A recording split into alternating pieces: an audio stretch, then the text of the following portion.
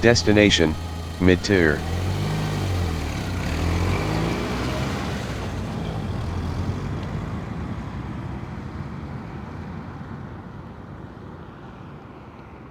In the final part of long-term ship goals we will go over event-only ships.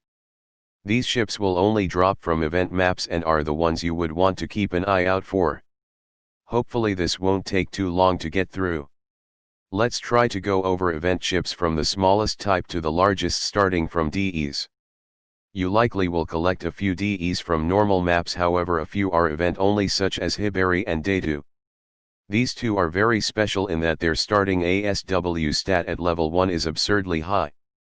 So high in fact, that with the right gear they can be capable of OASW from level 1.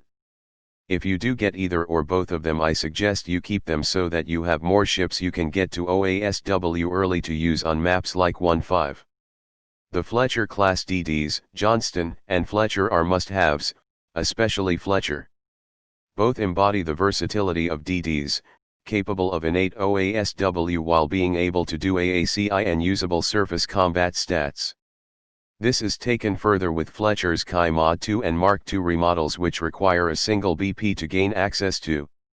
At Mark II, she becomes able to push higher firepower and torpedo power while maintaining high AA and ASW, with the added bonus of high luck allowing her to fulfill TCI duty with bonus equipment. Also keep in mind that the Fletcher class AACI is the second most prioritized AACI in the game. While weaker in surface combat, the Akizuki class DDs are valued for their extremely powerful AACI patterns. You may want to have one of these to fulfill the AACI role, however be warned that they are rather lackluster outside of AA power. Another option for innate OASW ships are the British J-class DDs, Janus and Jervis. These two have solid surface combat stats while being able to do OASW. By no means are they the most powerful, but if you lack a solid team of OASW ships you may want to try to get either of them. Finally is the Soviet Navy DD Tashkent. This is a very unique DD capable of having up to 4 fully usable slots. Yes, you heard that right, 4 slots on a DD. This allows her to make up for her otherwise average stats by being able to be useful for carrying extra utility DDs would not be able to otherwise. Additionally, she comes with a turbine and boiler stock in both before and after her remodel, giving you the necessary gear to speed Mod 2 total ships. In the CL category, the most standout ship is the Atlanta class CL nameship Atlanta.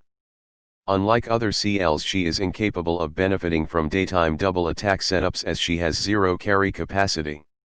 However, instead she is capable of AACI patterns that are not only the most powerful in combination with her insanely high AA, but also the highest in priority, getting to roll for activation first at all times. Get her to have your own designated no-fly zone.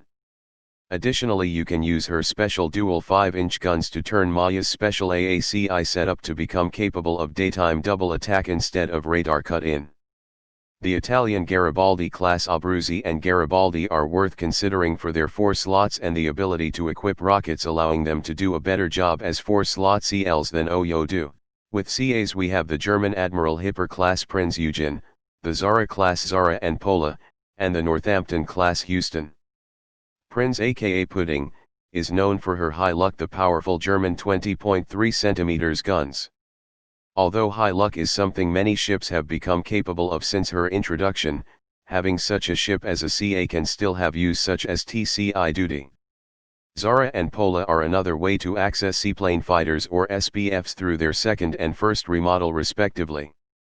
Although not the best ones around, the more you have in inventory the better prepared you can be. Additionally, both can equip SPFs despite not being CAVs.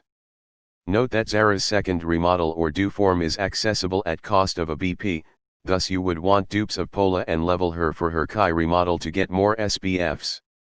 Houston is the ship that comes with the only medium guns that surpass 10 firepower without bonuses. On top of that, she will be needed to upgrade those guns, which is surprisingly cheap to do.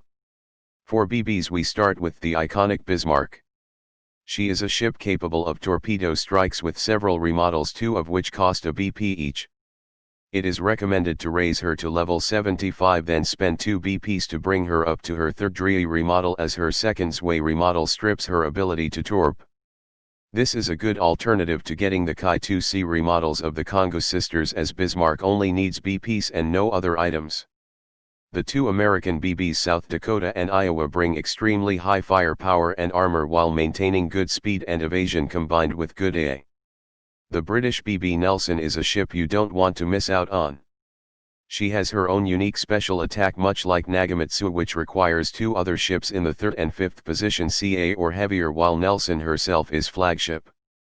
The special, also known as Nelson Touch, requires double line formation to trigger.